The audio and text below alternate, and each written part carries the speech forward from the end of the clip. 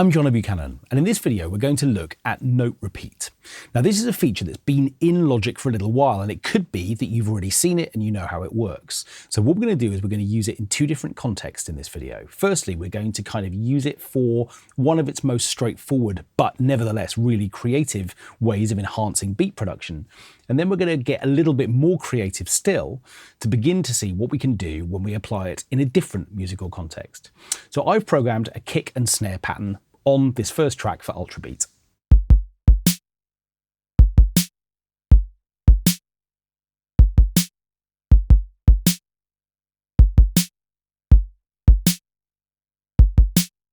Okay, pretty solid, pretty dependable. Okay, what I'm going to do is to come down to the hats part, which are here, and of course what I could do would be to program a pattern if I wanted to. But what I'm actually going to do is to use a little key command, which is Control and Option and Return. And what that's going to do is to bring up the note repeat pane. Now what this effectively allows me to do is to immediately start triggering notes using a repeating trigger, if you like. So the moment I open up this pane, what will happen now if I press my hi-hat is perfect timing. Do you see that? One press, and yet running 16th notes.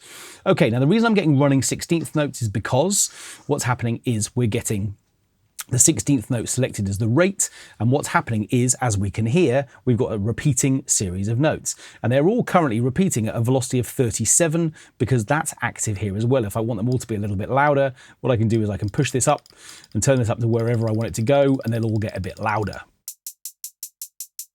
Okay, now what I can do with my note repeats is to set a minimum and a maximum speed. And what I can then do is to map that to a controller. Now I'm using the modulation wheel by default. That's what sort of turns up in note repeat, and it's going to serve me really well. And what that then means is that when I press this note and I use the modulation strip, what's going to happen, as you can see in the rate dial up at the top, is that it's climbing from an eighth at the bottom up to a maximum, if I can just about get there, it's not going to quite let me, is to get up to 128. This is not the friendliest little control strip for this, but nevertheless, right up here at the top, it would get up to 128. And in real terms, what that means is that when I come to record, if I want to, a sort of hi-hat part to go alongside this beat loop, I have a chance to do that using the mod wheel as a rate controller for the hats. Let's do that now.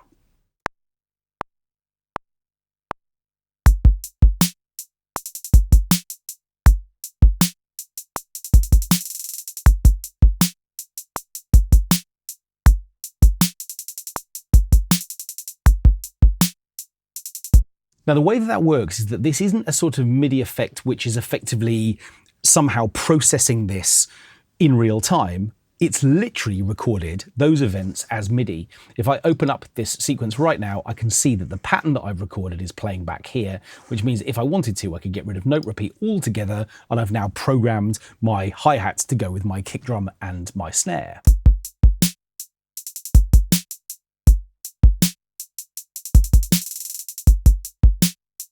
And of course, what that means is that if I decided I like what's happening in bars 2 and 3, but not what's happening in bars 4 and 5, I can simply just delete the events I don't like or copy and paste. So far, so straightforward.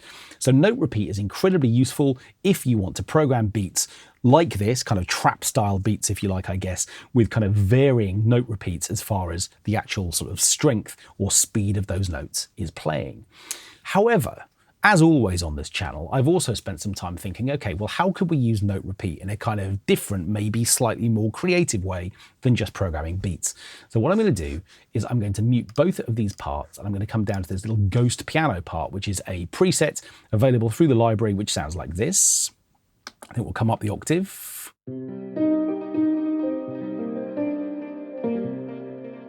Kind of old school piano. And what I'm going to do is to repeat my little trick of bringing up note repeat. Remember, that's Control, Option, and Return, and up comes note repeat. Okay, well, it obviously works with pitched instruments too. So if I was to hold down a couple of notes here,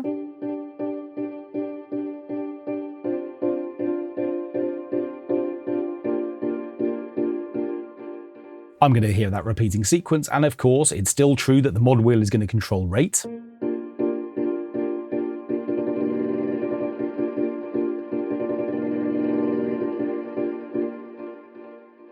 But that's when things start sounding a little bit silly. We get this kind of really machine gunny kind of a thing. And it got me wondering, okay, well, maybe would there be a way of being able to control some other things, maybe off the mod wheel as well at the same time, that maybe would allow all of that to feel a little bit more natural? And I think the answer is yes. Okay, so obviously, as we've already seen, velocity is available here, and I can set a kind of default middle value, if you like. But what I can also do is to also enable a controller here. And what I'm going to do is to once again to select the modulation wheel, and now it's doing two things. It's controlling, yes, the rate, but also now the velocity. Now, at the moment, the reason why this sounds a little bit silly is that obviously as the rate increases, so we get this really intense kind of series of triggered velocities. And at the moment, that's going to get worse if I start using the modulation wheel as a velocity, because the range is set here from 1 to 127, which means that as I push the mod wheel up, the velocity will get pushed and it will get even more extreme. So it's going to be really quiet. In fact, we might not even hear it when I first play a note.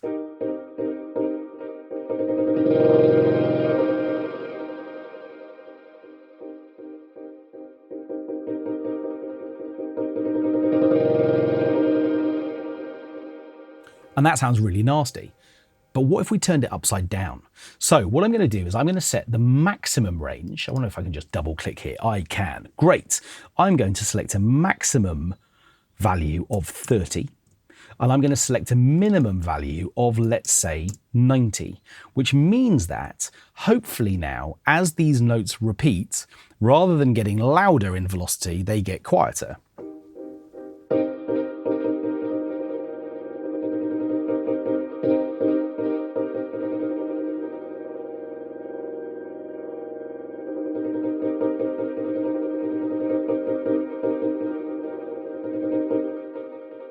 That's quite nice.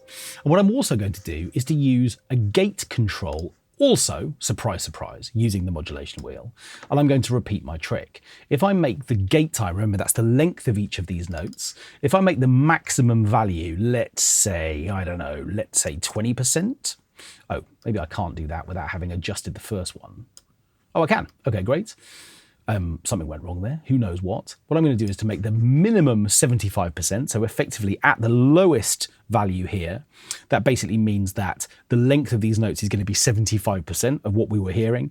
But as they get louder from a velocity perspective and quicker from a rate perspective, they'll also get shorter.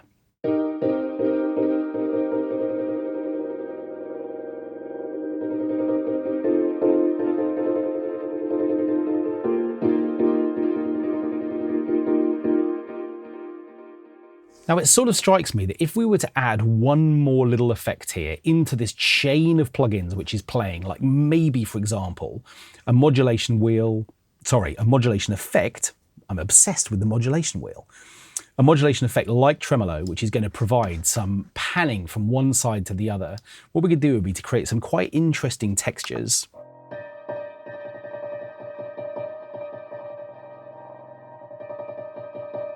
Which are kind of moving across the stereo field. What I'm going to do is I'm actually going to put that right down at the bottom after the delay, so it's the last effect in the chain.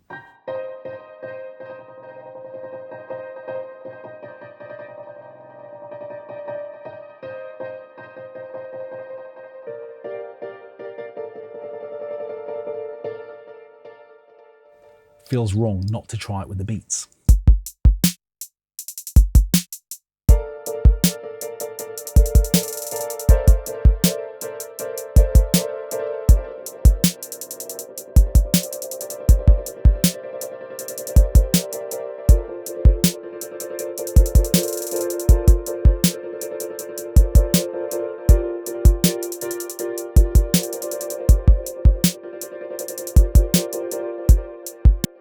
That's really nice and really interesting. And I think, again, what we could also do would be to think more carefully about the sort of plugins that we were using on the channel strip. Again, imagine a bit of filtering on these sounds so they kind of undulate in and out of the mix.